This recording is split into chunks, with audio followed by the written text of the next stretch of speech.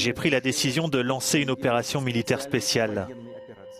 Le président russe Vladimir Poutine a lancé aux premières heures du 24 février l'invasion à grande échelle de l'Ukraine. Peu de temps après, les premières explosions ont été entendues dans la capitale ukrainienne Kiev et dans d'autres régions du pays.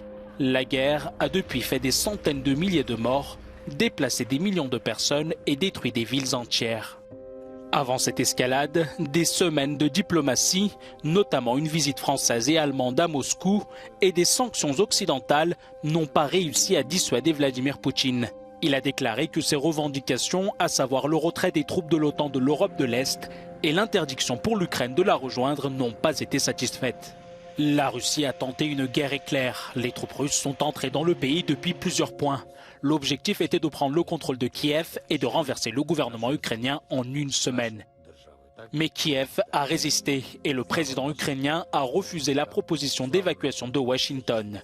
Il a demandé des munitions pour faire face à l'armée russe. À l'est, Kharkiv, la deuxième plus grande ville, est bombardée jour et nuit. Les combats acharnés ont poussé de nombreuses familles à se réfugier dans le métro ou dans les sous-sols. À Irpin, une ville située à la périphérie de Kiev, les habitants ont tenté désespérément d'échapper au bombardement en empruntant un chemin particulièrement dangereux. De nombreux civils ukrainiens ont été contraints de fuir. La majorité d'entre eux étaient des femmes et des enfants. Les hommes ukrainiens âgés de 18 à 60 ans ont été obligés de rester pour se battre. Selon l'ONU, il y avait 8 millions de personnes déplacées en Ukraine à la fin du mois de mai. Et plus de 7 millions d'Ukrainiens ont traversé la frontière et ont été recensés comme réfugiés dans toute l'Europe. J'ai perdu ma maison, j'ai tout perdu. J'avais un travail là-bas. Et maintenant, je dois fuir mon pays parce qu'un fou le désire.